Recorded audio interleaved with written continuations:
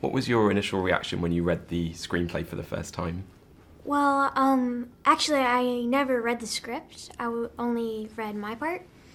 Miss Christopher Nolan asked me if I wanted to read the script, and I was like, no, I want to be surprised.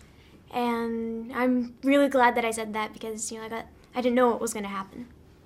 Great. So when you saw the film for the first time, it's almost like for the rest of us. Yeah. Yes. It was cool. And your character has a great name, doesn't she? Can you tell us a bit about the origins of her name?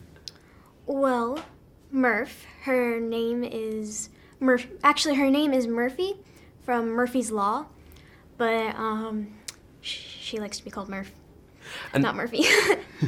And how fascinated is she by space travel and the universe?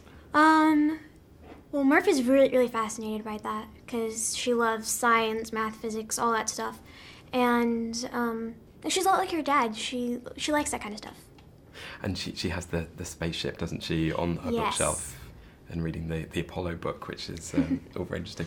And how about yourself? How far do you share her interest in science and the space travel? Well, like everybody, I'm fascinated by space travel, and it'd be really cool to go and do it.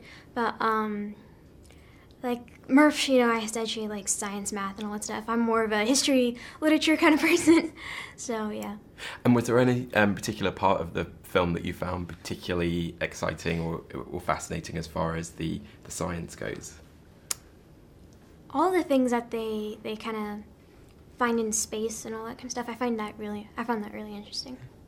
And what did you particularly admire about your character, Murph, and could you identify with her to some extent? I think just that she's independent and she's smart, and I mean, like, her dad leaves her, and she's just a strong person. And it's very emotional scenes you talk about when Cooper's leaving. How did you find shooting those and working with Christopher Nolan to do those scenes? Actually, they were really fun, because it was a challenge for me, and I love challenges, and I think, I got to test myself, so I really liked that. And there's a really touching bond between Murph and her father.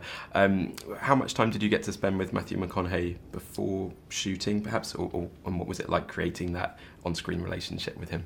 I met Mr. Matthew on set, and he's an amazing person. I love being around him, but actually I bonded really well with him, and he reminds me a lot of my own dad.